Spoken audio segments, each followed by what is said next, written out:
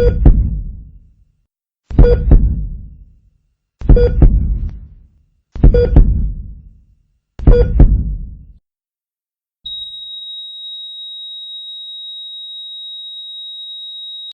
guys, how you doing? I hope you guys are all enjoying your 4th of July weekend if you're from America and you celebrate it. If you're not, or if you're from England, I guess you definitely wouldn't. That'd be awkward.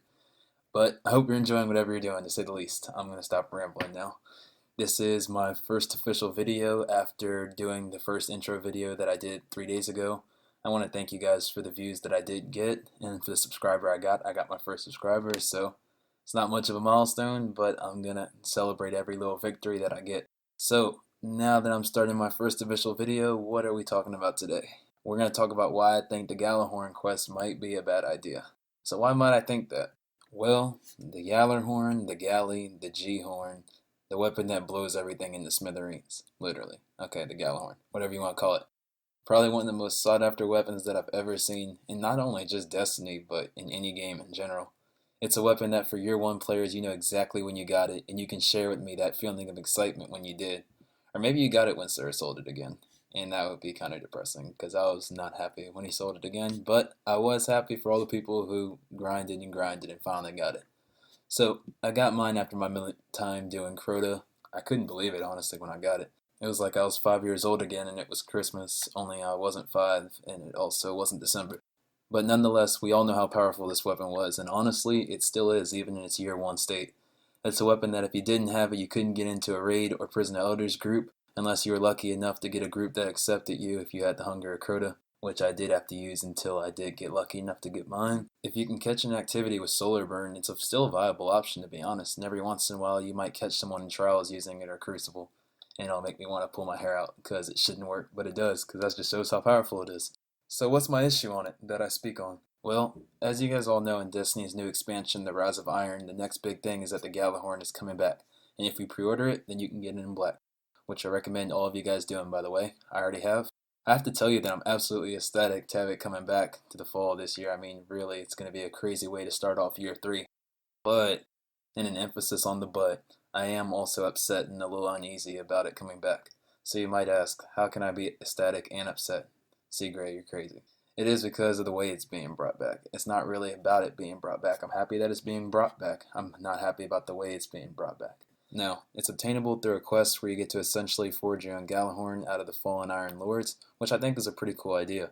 Before getting the Gjallarhorn was pure luck. You had to grind for hours and hours, raiding and doing nightfalls over and over, praying that Iron Jesus would finally have mercy on your soul and give you a Gjallarhorn in pure pity. And as awful as that was, it's what made getting it so rewarding. That's what made it yours, and it felt so good earning it. This was before 3 of Coins, Lord of Shaxx bounties, I meant to say Lord Shaxx bounties, and all the new ways of getting exotics. This is back when you had to put your blood, sweat, and tears into it.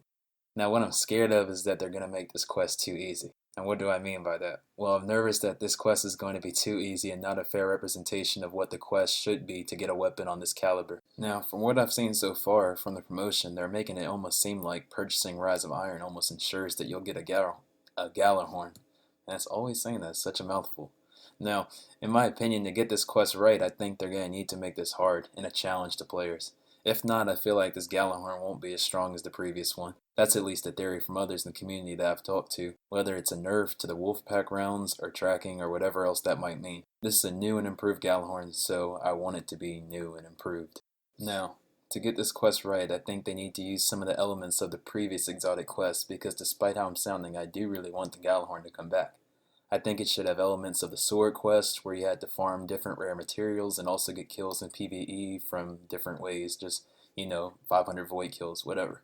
I think it should have elements of the Touch of Malice quest, where you needed to collect something on par with calcified fragments, because I thought that was moderately challenging. Also, going hand with the Touch of Malice quests, I think there should be something that drops from each raid boss that will help us get closer to getting our own Gjallarhorn.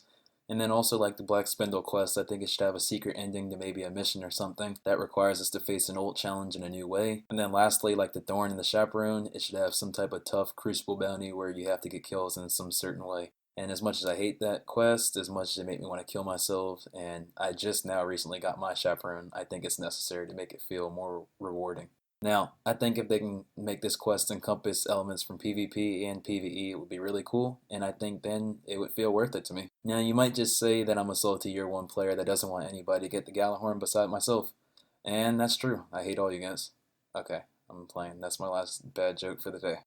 Maybe I am just a tad, but in all honesty, I just want a weapon that's hard to obtain so we all feel like we earned it in the end. Trust me, I would love a Gjallarhorn to just drop in my lap as much as the next person. But I mean, I also want it to feel like it's something worth grinding for. So now before I close this video, I want to just look at it from the other side so you don't think that I'm just biased. I want to be able to put myself from the other end of the spectrum. So let's say now that the quest does turn out being easy, what would that do for the Destiny community? Now I think it could also be a huge beneficiary to the new players who never got their hands on a Gjallarhorn in year 1, maybe because they just kept getting screwed or they missed Xur or for whatever reason. It would be cool for a bunch of new players to get their hands on the weapon that we all knew and love. With the new infusion system making leveling up easier, it's had a very positive reaction from the Destiny community from what I've heard so far. So no more grinding and grinding for RNG to screw you every week. Now they make the game very rewarding for the effort that you put into it. Going off this, allowing everyone to receive the most sought after weapon in the Gjallarhorn, this will allow the community to be happy and for everybody to enjoy the things that us hardcore day 1 players enjoy. So whether you're for the Gjallarhorn quest or whether you're against it, at the end of the day I'm sure we'll all be happy to enjoy our favorite weapon again in year 3 form. So what do you guys think about this? Are you guys for the quest or are you against it? Let me know what you think in the comment box below. I'd love to hear from some of you guys. I appreciate the support that I've got so far, and I would love any extra support that you guys give to me. So if you're feeling generous, leave a comment and let me know what you think. I know we all can't have the same opinions, so I'd love to hear what you guys think. If you like this video, go ahead and like it and subscribe, please. Thank you so much for the support again. I've said it 5 times now. So I'm going to leave now. So thank you again. Enjoy your 4th of July weekend, and I love you guys.